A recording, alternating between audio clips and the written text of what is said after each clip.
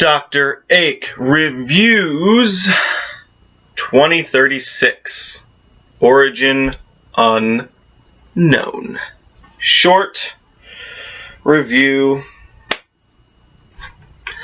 This movie is a pile of hot, steamy garbage. This was bad in every way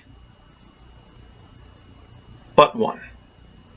The only quality that could be considered good was the score, which for the most part was uneventful. You know, didn't really play too much of a role. For the most part, subdued. But it is something good. This movie flopped in pretty much every category for me. Let's get into it. Writing. 2 out of 10. Very underdeveloped. Crappy rip-offs of other much better movies and ideas. It's like the writers took inspiration from 2001: A Space Odyssey, The Martian, Jason X, and Interstellar. But they did all the wrong things. They took the worst parts of each or completely fumbled the implementations of their messages and events. Really poor writing. Beginning. 4 out of 10.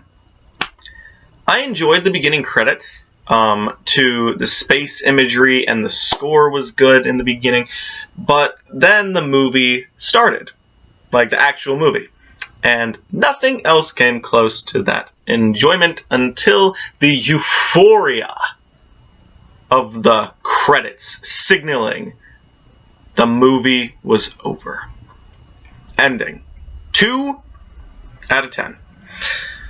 The ending was stupid, predictable, and incredibly unoriginal.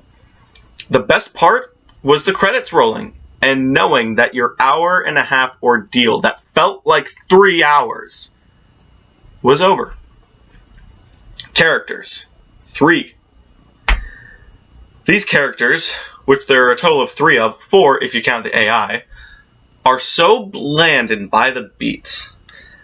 The most dynamic characters' big growth is coming to be friends with her AI partner, who, by the way, killed all life on Earth, including her. Awful characters. Performances. 4. The acting is bad, but it's not atrocious. Timing is a 2. The pacing of this movie is terrible. I checked how much longer the movie was 5 times.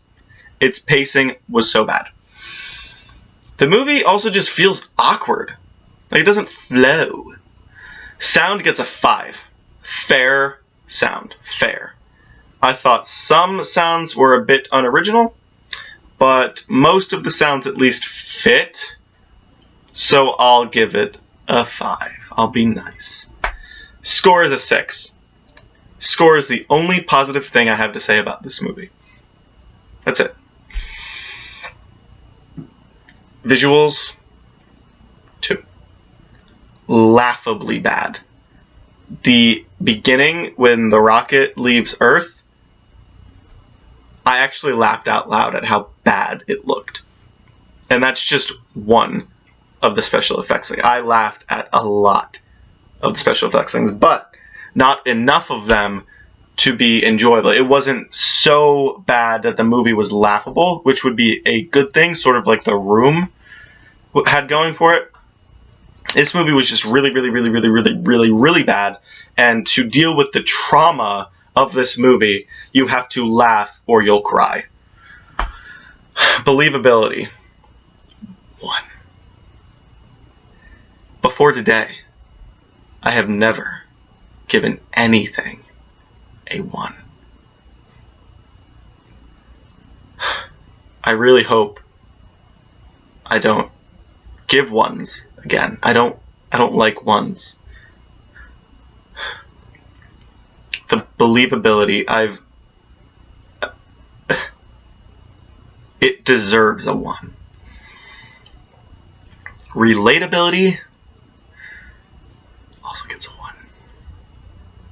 I need say no more. Editing gets a 2.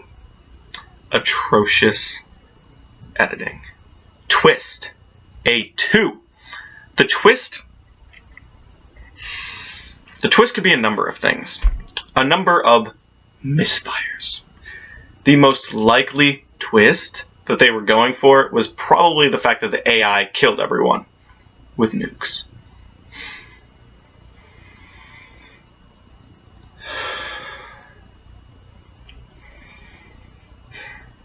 Message, 2. The message was some BS about AI and aliens and our place in the galaxy and just a bunch of other BS. Or the message about morality and guilt. Take your pick. Both are equally not done well. Impact gets a 2. No emotional impact at all. Production value, a 3. The special effects were immensely atrocious. Almost the entire movie takes place in one room, so the budget must have been small. And a movie taking place in one room doesn't make it a bad movie, or one set doesn't make it a bad movie. 12 Angry Men is one of the greatest movies of the 20th century, in my opinion. At least, like, one of the greatest black and white movies. And it takes place entirely in one room, apart from the opening scene in court, which is like a minute. So having a room, a movie that takes place in one room, does not inherently make it bad. But it's obvious that the budget was small for this movie, apart from the room being small. The special effects were horrible. And I just wish they had worked a little harder, spent just a little more money. It really shows how incredibly underdeveloped this movie is. Overall enjoyability, 1.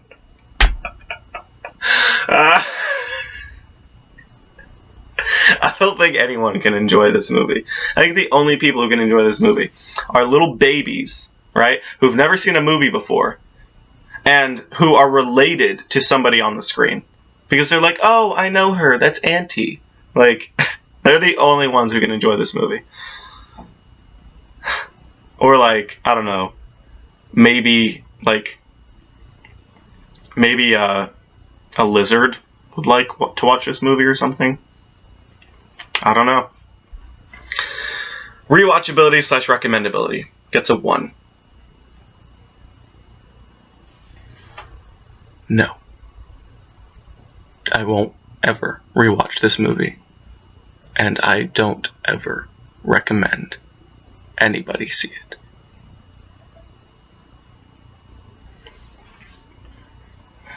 Pros and cons. Pros. I liked the space credit opening that I said before and the score playing during. And the only other pro is her speech, the main character, the blonde girl, her speech about losing her father and morality and guilt was good. It was very well acted and delivered until she claimed responsibility for her father's death. And she just ruined it.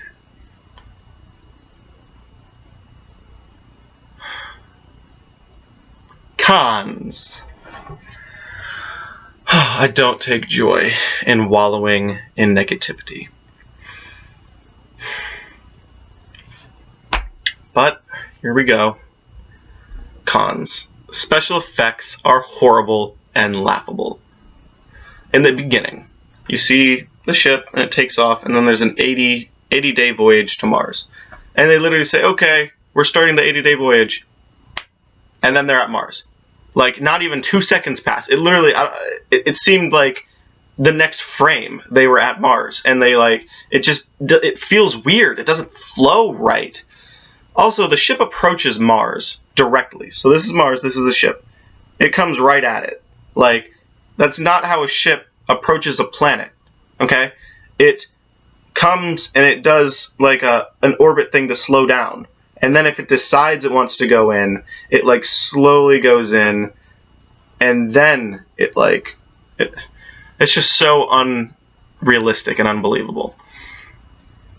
Also, because if a ship tried to enter the way that they did, it would burn up or just straight up crash because it would just not be able to slow down its momentum.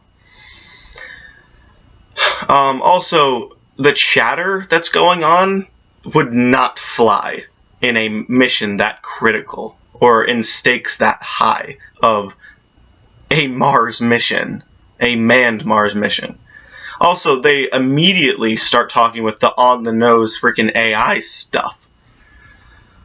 Also, the teleportation electrical storm from the Allspark thingy was just so freaking stupid, and it looked awful. And they cut to 6 years later, okay? And the girl, the main character girl, is talking to the dude. I forget his name.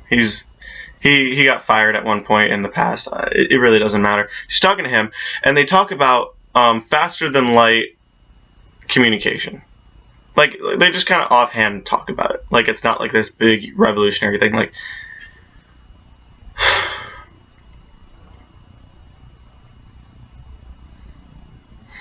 I really didn't like this movie, guys. Anyway, moving on. Why does the AI have, like, that eagle eye thing? You know, where it's like the lamp of the Pixar, you know, the Pixar lamp? Why does it have to have that? And it has that weird triangle with the lights. It just doesn't make sense. Like, at least in 2001: A Space Odyssey, Hal was just, like, kind of stationary and just like a red, you know, there's the screen and there's the red orb and the black orb with the red light inside of it, and it just, why couldn't they have done something like that, or just something where it's just a computer? Why does it have to have this moving persona? It's just unnecessary. Also, there is no way she could or would outthink this computer, outcompute the computer in terms of finding the problem solving with the rover launch pod. It's just no. And they really hammer in the AI debate thing. They're hammering it throughout this entire movie. I hated it. Just be subtle, please, movie. Also, they have the most generic scanning terrain screen for the rover. Literally, it's just like a black. It's like a 4-year-old wrote this script. The Allspark monolith ripoff also makes me roll my eyes every time I see it. They immediately, for some reason, have the rover try to laser cut the Allspark monolith ripoff. Why would they do that? And also, why the hell does he call he says an asteroid storm instead of calling it a meteor shower? Why would he call it an asteroid storm? Just to be extra? That's just dumb. So much idiocracy in this movie. It's insulting. And she needed to shut up about the Red Riding Hood imagery. She just keeps talking about it. Why does the AI begin taking her orders halfway through this movie? Like, literally, he was all, oh, I'm in charge of this mission stuff. And then all of a sudden she's like, do this. And he's like, right away. Like, why would he do that? It doesn't make sense. It doesn't make sense. This movie was so horrible. Oh my god. Okay, and are they joking about Like, why did, when she's trying to take the battery from Rover 5 and put it into the new rover, why is it all of a sudden critically low power? Like, just manufacturing steaks? And then she gets it first try. Like, no problem at all. She just kind of... It worked. Like... Okay.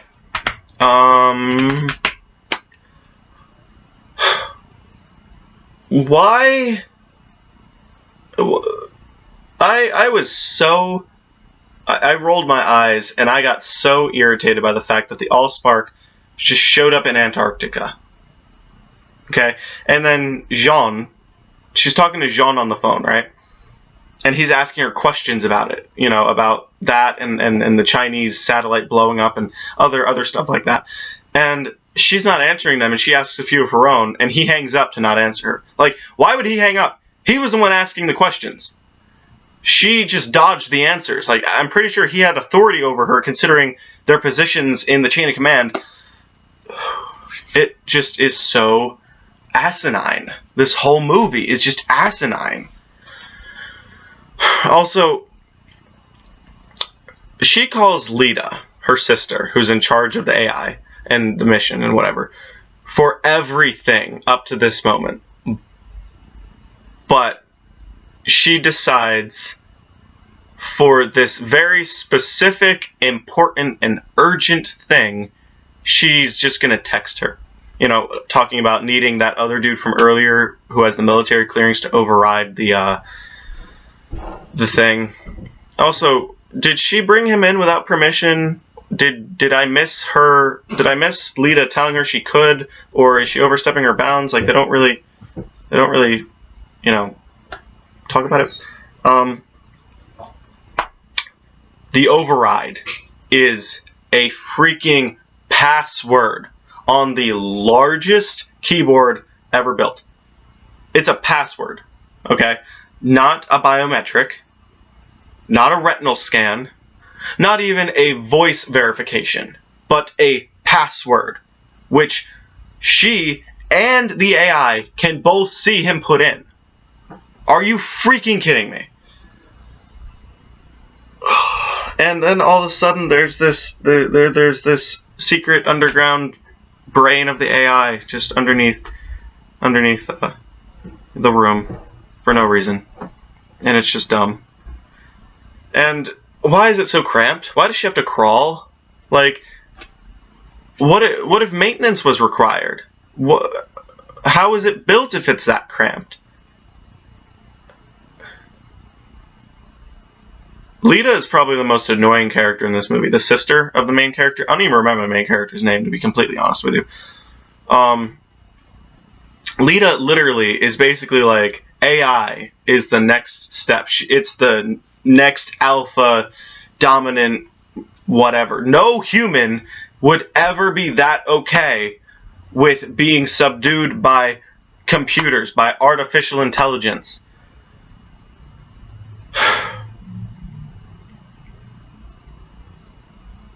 Why is it that her and the AI just assume that by recreating the whole electrical missile or magnetic missile or whatever it was, that it would just teleport back to Mars? What makes them assume that? They don't know why it went to Antarctica. They don't know if it's going to go back to Mars. They have no data or any way of assuming it's going to go back to Mars. And it's just so asinine, this whole movie. And I think the last straw, the straw that broke the camel's back, was the thing that literally made me say, I'm done, I give up, was just how the AI just nuked the world. It was so shoehorned, and it just like took a left turn out of nowhere. It wasn't necessary or anything. I don't know why it had to happen. It's just dumb. It's just dumb.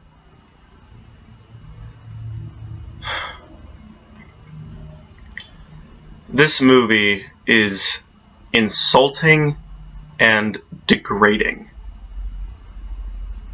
If I wanted to be treated like I was stupid, I would just go back and take another liberal arts class. And if I wanted to be this degraded, I would go to Madame Malkin's House of Pain for an hour. Lita gets on the video just as the nuke's going up, and it blows her up, and it just is so stupid. And they are just ripping off so many better movies, and they're just not executing it well at all. And I just, this movie is so dumb. Lita's sister, the main character, the blonde girl, who've been following this whole movie, she dies from lack of oxygen, right? After all the nukes go off. She's safe because she's, like, bunkered down underneath because that's where they are. And she dies from lack of oxygen, and she dies in the most over-the-top way that is not how you would suffocate. It's not how oxygen works. And then they try to rip off 2001's ending where Dave flies through space at the end with, you know, the lights and just moving in space, and it, you know, the psychedelicness, and it is so insulting that they tried to duplicate so horribly such a perfect film. And then she's an android on Mars. And it's so dumb. And it's so dumb. And she gives a speech about something or another. Screw this movie, man. Screw this movie. Final thoughts. Oh my god, I hated this movie. It is a cheap ripoff of much better movies, and they didn't even try that hard to rip them off, or even hide the fact that they were ripping them off. The biggest inspiration must have been Stanley Kubrick's masterpiece, 2001: A Space Odyssey. I mean, the AI, okay? Then there's a half-baked attempt at the psychedelic ending. And then the space teleportation. And, for Christ's sake, the name, 2001: A Space Odyssey. 2036, Origin Unknown. Come on, guys. For crying out loud. This movie treats you like you are stupid, and it is so degrading in the process. I really hope I never have to think about this movie again. I'd rather watch Circuit de Freak, The Vampire's Assistant, and Open House back to back, rather than watch this movie even one more time. This is my least favorite movie I have reviewed so far. I hated it. Rating is a 2 out of 10. Thank God this is over. This concludes my review of 2036, Origin Unknown. If you want to see more videos by me, click the thingies. If you want to watch my review on Circuit de Freak, The Vampire's Assistant, or Netflix's Open House, feel free. I have them on my channel. Let me know what you think in the comments down below. Did you like this movie? If you did, I hope I didn't insult you. If you hated this movie, let me know. I guess. Oh, man. I'm really glad that I am done with this video. If you have any suggestions for other videos, let me know. I'm open to hear you all out. I hope you all tune in to the next one. And I'll see you then.